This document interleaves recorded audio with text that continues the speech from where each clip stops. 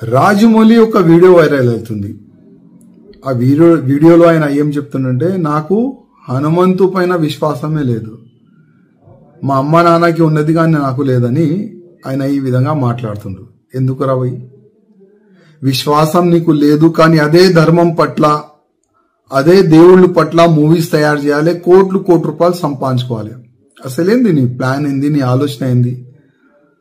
అంటే ఆల్రెడీ ఇంకొక మూవీ తీస్తున్నావు వారణాసి, దాంట్లో మహేష్ బాబుకి తీసుకున్నావు. అంటే ఆ మూవీ ఎక్కువ ప్రచారం కావాలని నీ ఉద్దేశమా, లేక నిజమైన నువ్వు నాస్తికుడా? ఒకసారి డిక్లేర్ చేయి.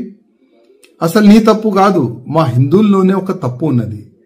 నీలాంటి ఫాల్ట్ డైరెక్టర్ కి, ప్రొడ్యూసర్ కి అసలు ఐడెంటిఫై మా హిందువులు చేస్తలేరు. నీకు ధర్మం పట్ల అభిమానం లేదు, మా దేవుళ్ళ పైన అభిమానం నీకు లేదు. నీ మూవీస్ ఎందుకు చూడాలి మా హిందువులు? బాహుబలి మూవీ తీసినావు, ఆ ప్రభాస్ తోని శివలింగం లేపట్టినావు, దాంట్లో కోట్లు రూపాయలు సంపాదించుకున్నావు ఆ మూవీతోని, ఫస్ట్ పార్ట్ సెకండ్ పార్ట్ తోని. మళ్ళా మా హిందూ దేవుళ్ళ పైన నీకు నమ్మకం లేదు. మా హిందువులకి ఒక మాట చెప్పాలంటున్నా, ఇది ఈ రాజమౌళిది ఇది ఫస్ట్ కామెంట్ కాదు. గతంలో కూడా భగవాన్ శ్రీకృష్ణ దాసులు అంటే ఉంటాయి కదా, 16,000 దాసులు కాదు లవర్ అని ఈ విధంగా ఆయన గతంలో కూడా కామెంట్ చేసిండు. మళ్ళా నాకు రాముడి పైన విశ్వాసం లేదు, రాముడి స్టోరీ బోరింగ్ స్టోరీ అని కూడా ట్వీట్ కూడా గతంలో చేసిండు. ఇప్పుడు హనుమంతు పైన కామెంట్ చేసిండు. నా హిందువులారకి ఒక నివేదిక చేస్తున్నా, ఇట్లాంటి ఫాల్తూ డైరెక్టర్, ఫాల్తూ ప్రొడ్యూసర్ పైన కంప్లైంట్ ఇవ్వండి.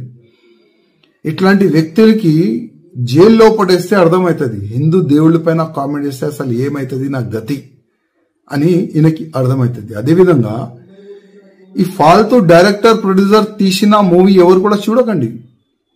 మనం చూస్తాం కోట్లు రూపాయలు, 100 కోట్ల రూపాయలు, 1000 కోట్ల రూపాయలు ఈయనకి సంపాదిస్తాం. అందుకోసం ఈ నాస్తికుడు మన ధర్మం పైన ఏ నోరుకొస్తే అది కామెంట్ చేస్తుండ్రు.